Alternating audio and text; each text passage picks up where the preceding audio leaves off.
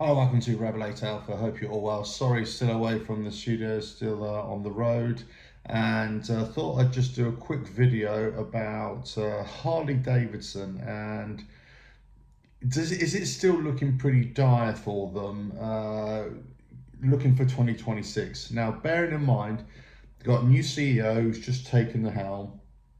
He's said a few right things. There's kind of been a mixed reaction to him. They've just had the third quarter results that have come out as well.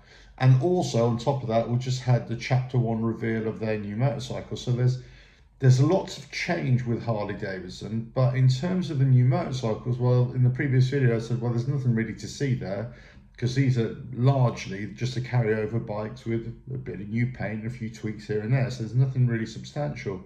So we're all waiting for that January reveal now of the new motorcycles.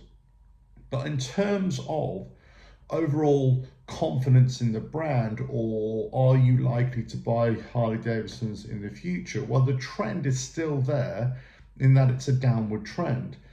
They shipped a lot more motorcycles in Q3, but their overall sales were still down globally, down. And I think United States, their biggest market, were down 5%.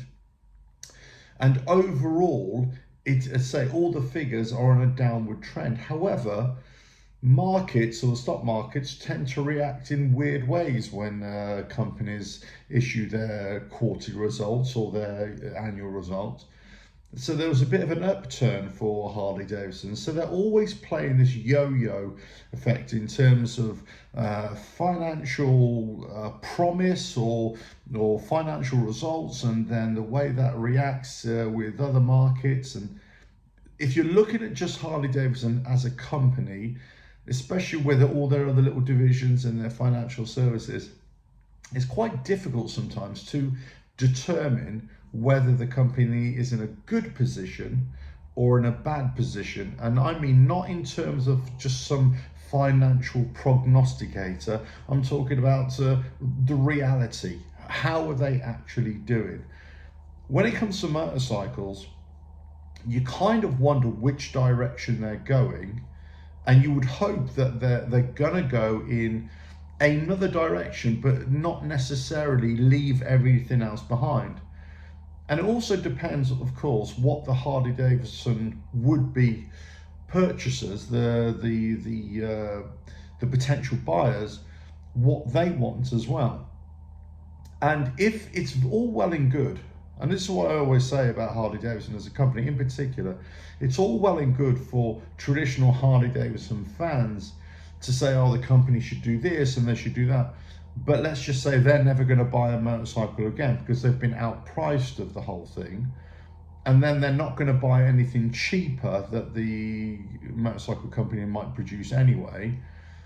So it's almost like we're not even talking to that group of Harley Davidson fans anymore, Harley Davidson riders. So you've got to make the decision at some point. Who are you tailoring your product to? Is it the motorcycle riders of the past, the present, or the future? And I think what's happened in terms of Harley Davidson is that in recent years, they've gone after high value targets, high value customers, in terms of ones that got lots of disposable income. And also there were fashion trends to buy Harley Davidson, even though they were getting more and more expensive year in, year out. There have been a few iterations in terms of some years, some prices have come down, and this year with the rollover motorcycles, some prices have come down as well. But in terms of overall sales, you can't ignore overall sales. You can't ignore overall trends. And you can't also ignore the way the company is acknowledging that as well, because even in their Q3 results, they talked about a lot of this is down to a lack of confidence in people wanting to buy motorcycles, or dealing with inflation and interest rates and so on and so forth. Something that I've been talking about for about 3 or 4 years in terms of what Harley Davidson are facing. So is there an upturn to Harley Davidson? Are they going to be able to turn it around? Well, I think I've always said that they need another string or two to their bow. They need to produce more motorcycles that don't just cater to one particular motorcycle buying demographic, let's say. They need to do something different. They need to attract different riders. And we've been saying this for a long time. And also, you know, not wishing to offend anybody, but you can criticize the brand and the company all you want. But unless you're buying that product, or you're definitely gonna buy that product, then you've got nothing to criticize. Then, you know, you just say, well, just don't buy that product. That's not for you. You know, it's just like anything. If I don't want to buy a Harley Davidson now, well, that's not necessarily them in totality. I'm also part of the equation. It's because I don't particularly like their products. Now, you could say, well, they just need to do something that you like as an individual. Okay, they might do, but it also might alienate 90% of other Harley Davidson riders. So they can't win in some level. The motor company can't win if they just try and cater to one particular demographic, or they cater to the traditional Harley Davidson rider. They need to do different things. They need to produce different sorts of motorcycles, and I've been saying this for such a long time. And they need to produce cheaper motorcycles as well. Those traditional Harley Davidson riders will not like them. They don't have to like them. It's not for them.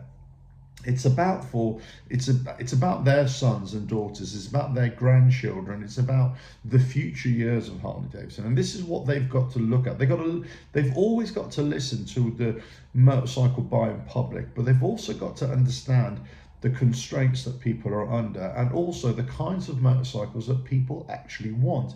Not just now, not what they wanted last year or 10 years ago. It's what they want now, what they're going to want in the future.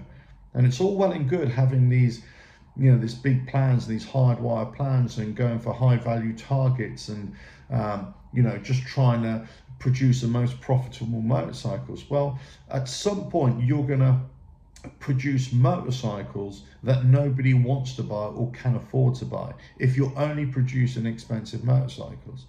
So nobody's ever told Harley Davidson, I've certainly never said on this channel, that they have to stop producing the motorcycles that they already produce. What I've always said is that in addition to those, they need to produce cheaper motorcycles, different kinds of motorcycles that make people take note. And it's not only adults in terms of 30, 40, 50-year-olds with potentially more disposable income. I'm talking about the younger adults, you know, the 16, 17, 18-year-olds, mid-20s, early 30s. Those are the ones that you really need to attract now. Those are the ones you need to get through the door and make them a customer for life, if indeed there is such a thing. It's hard to say whether Harley Davidson will turn this around, will they stop the trend, but they need to do something. And probably that's why a lot of people felt a little bit flat about their chapter 1 reveal of motorcycles, because it was kind of, well, nothing's changing yet. And I would sort of emphasize the yet, because I think it's too early for the new CEO to have a brand new plan here.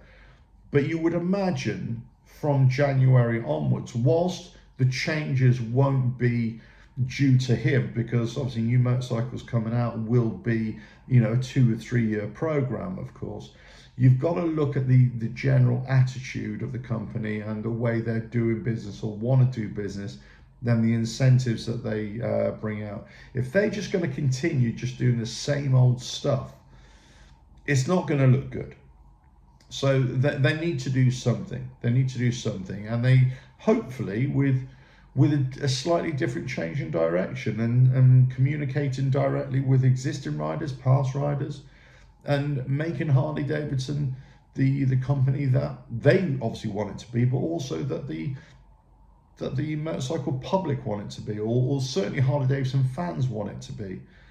But it can't just be a company that should, you know, revert back to 20 or 30 years ago. It has to, well, probably not even that, of course, you know, 15, 20 years ago. It's got to be a company, and we've all got to acknowledge this, it's got to be a company that can compete that can produce motorcycles that people want to buy. It's got a mixture of tech, a mixture of old school, let's say, but there's, they've got to add variety, a lot more variety, not only in terms of styles, but also in terms of price points as well. Let us know your thoughts in the comments below. If you like what I do here, keep on watching, and I'll catch you again. Another video coming very soon, hopefully back in the studio. Catch you again. Bye now.